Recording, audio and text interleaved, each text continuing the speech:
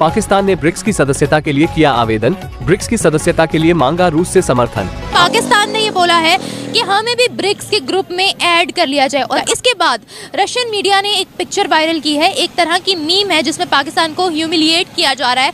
Basically इसमें ये दिखाया गया है कि ब्रिक्स में जो ममालिक हैं वो सारे सुपर हीरोज हैं, सुपर पावर्स, और पाकिस्तान पता नहीं कहां से बीच में अननोन की तरह आ रहा है। पाकिस्तान ने सिफारिश लगा दी है ब्रिक्स का मेंबर बनने की, परमानेंट मेंबर ऑफ ब्रिक्स। तो ये इमर्जिंग इकोनॉमीज की बात करते हैं लोग।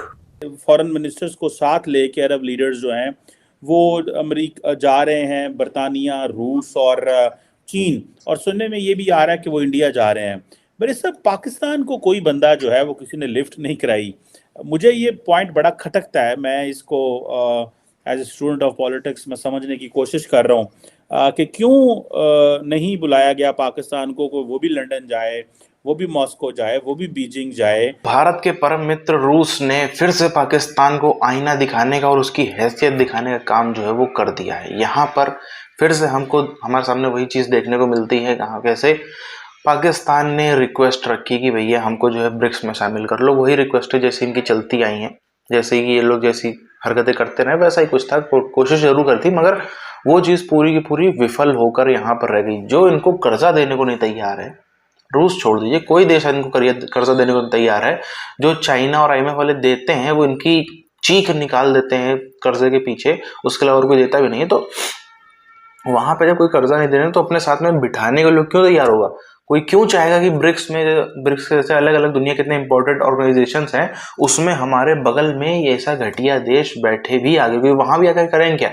वहां आके कोई मदद का काम तो करेंगे नहीं, कुछ बढ़िया काम तो करेंगे नहीं। वहां भी आके सबके सामने भीख ही मांगते फिरेंगे कटोरा लेके। तो ऐसे चीजों में इनकी दुर्गति जो हो रही है और होना ही बेहतर है। ब्रिक्स में जा रहे हैं, क्यों जा रहे हैं आप ब्रिक्स में भाई? अब वहां से पैसे लोगे उनसे, अब वहां कर्जे लेने जाओगे? शायद यही किसी ने कहा रशिया के जरिए। मैंने बिल्कुल पढ़ा, वो न्यूज मेरी नजर से भी गुजरी थी सुबह। आपका क्या है, आपको मेंबर ब्रिक्स की देनी चाहिए। आपको छोड़ा जी, ब्रिक्स की छोड़ दें। आप किसी इंटरनेशनल फोरम में जाकर आप क्या बात करेंगे? हम कितने बड़े फ्रॉडी है, क्या बेचेंगे भाई? कौन सा चूरन बेचेंगे ब्रिक्स में जाके? आप कौन सा तोहफा लेके जाएंगे ब्रिक्स के अंदर? आप बाइलैटरल चीजें होती हैं जी, कुछ देंगे कुछ लोगे। क्या दोगे तो क्या लोगे उनसे? फ्रॉड दोगे, धोखे बेचोगे, दहशतगर्दी बेचोगे, क्या बेचोगे वहां पे? कोई ये बताए कि मुल्क आगे चलेगा कैसे? मुल्क को इस दलदल में से निकालने की सलाहियत कौन रखता है, ये खबर होगी। अभी तो आपको पैसे मिले हैं IMF से, अभी तो आपने लोन लिया है और लोन के पैसे नहीं आए आपके पास, पूरे अप्रूवल आया है सिर्फ आपके पास, लोन के पैसे नहीं आए। आपने फट से बोला कि दूसरा लोन चाहिए। अब ये तो आपके हाल है। फिर आपको इमर्जिंग इकोनॉमीज के बीच में बैठना है, ठीक है? अच्छा दोस्तों, इसके बीच में पाकिस्तान ने थोड़ी सी अपनी डिप्लोमेसी करी है, वही टूटी फूटी 1.5 टांग वाली डिप्लोमेसी पाकिस्तान की। मैं पाकिस्तानियों से ये पूछना चाहता हूं, यार तुम तो OIC के मेंबर हो, ऑर्गेनाइजेशन ऑफ इस्लामिक कोऑपरेशन के मेंबर हो, वहां पे तुमने क्या उखाड़ लिया ये तो बताओ। मैं you don't fit in their. Pakistan चाहता है इस इंपॉर्टेंट ग्रुपिंग का वो मेंबर बने, यानी कि ब्रिक्स का पाकिस्तान बनना चाहता है। और पाकिस्तान हर एक मेंबर देश से संपर्क कर रहा है कि यार हमें भी इसमें शामिल करो, और रूस से भी इन पर्टिकुलरली शामिल करने की बात कह रहा है। देखिए, ऐसा हो सकता है कि चाइना सपोर्ट करे पाकिस्तान को और पाकिस्तान मेंबर बन जाए ब्रिक्स का। उसमें हो सकता है कि 1-2 देश और सपोर्ट कर लें, ठीक है ना? देखिए, साउथ अफ्रीका तो करेगा ही करेगा। करप्शन जो है ना, वो किसी को डजंट बॉदर, आपके कल्चर का हिस्सा है वो। आपको $72 मिलियन वाशिंगटन DC में लोग अपनी गाड़ियों की डिग्गी में लेके फिर रहे होते हैं।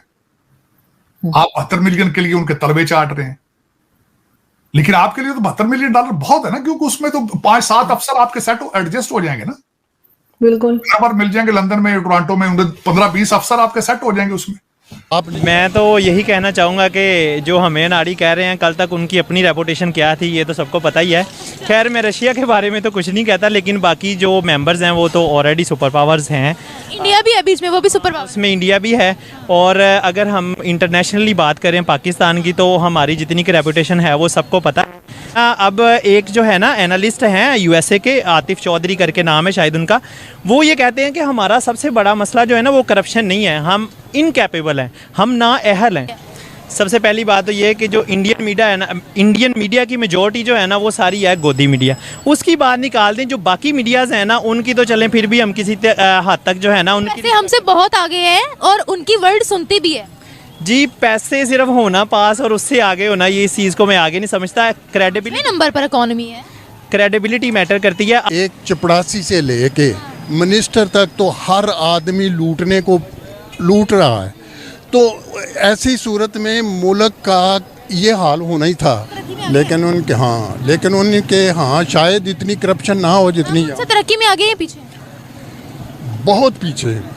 हम तो 1 और 100 का फासला हो गया। को एक तरीके से जो है वो इग्नोर, डेलिबरेटली पाकिस्तान को इग्नोर करने की पॉलिसी बनाई है उन्होंने, और उसकी 3-4 वजूहात हैं। उनमें से ये वजह बिल्कुल नहीं है जिसका आपने जिक्र किया कि उनको कोई ये खौफ है कि हम इनको लेके गए तो कल ये हमें फिर अपने किसी मसले पे कहेंगे, स्पेसिफिकली हम कश्मीर पे। बात ये नहीं है, लेकिन बात ये ज़रूर है कि पाकिस्तान जो है ना, वो जो हर मसले में कश्मीर को लेके आ जाता है। पाकिस्तान समझता है कि ये उम्मत मुसलमान का काज बना के तो पेश किया जा सकता है, चूँकि that's how it looks like कि 2 इस्लामी मेजॉरिटी वाली टेरिटोरीज हैं, तो उनका जो है एक ही तरह का है कि उनका फ्यूचर अनडिसाइडेड है और डिस्प्यूटेड है। तो ये पूरी उम्मत मुसलमान जो है उसका मसला है, जिसका मैं बारहा जिक्र कर चुका हूँ कि ये दुरुस्त नहीं है। ये उम्मत मुसलमान का मसला नहीं है।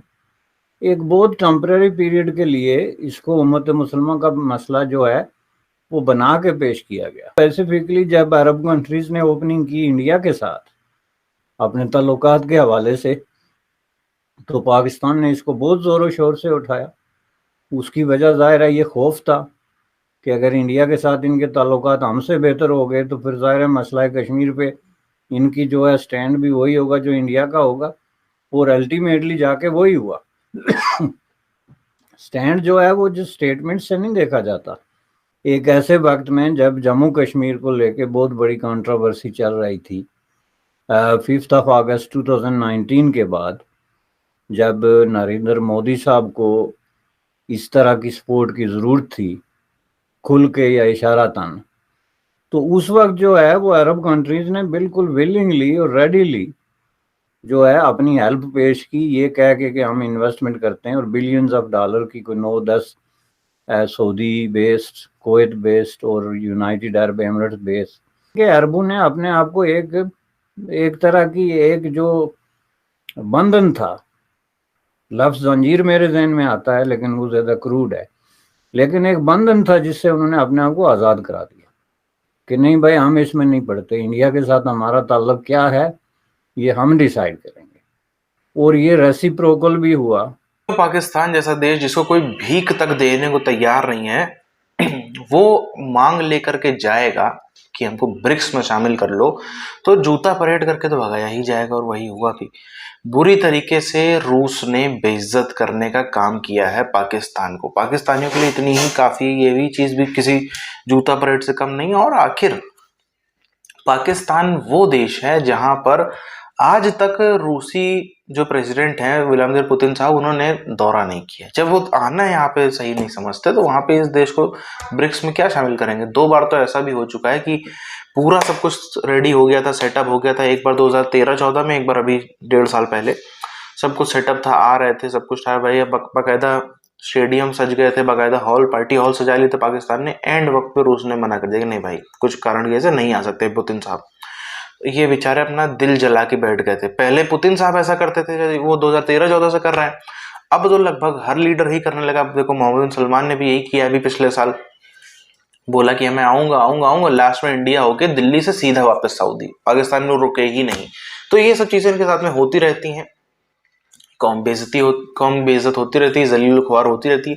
कोई आप सोच के देखिए, लोकेशन मैं मानता हूं कि पाकिस्तान की कोई बुरी नहीं है, अच्छी लोकेशन, बल्कि अच्छी से भी अच्छी कहूंगा मैं। लोकेशन इनकी वाकई में बहुत सही जगह पे है। वहां से जहां पर ये बैठे हैं, वहां से यूरोप का एक्सेस, इंडिया का एक्सेस, साथ ही साथ में अफ्रीका का एक्सेस आसान है, मिडिल ईस्ट का एक्सेस आसान है, चीन के लिए वगैरह के लिए एक्सेस आसान है। मगर कब तक उसके दम पे खाओगे, कब तक उसकी कमाई खाओगे। एक वक्त के बाद आपको इतनी सही लोकेशन होने के बाद भी अगर आपको कोई भाव नहीं दे रहा है, इसका मतलब आपकी हालत बुरी से बुरी दुर्गति हो चुकी है पूरी।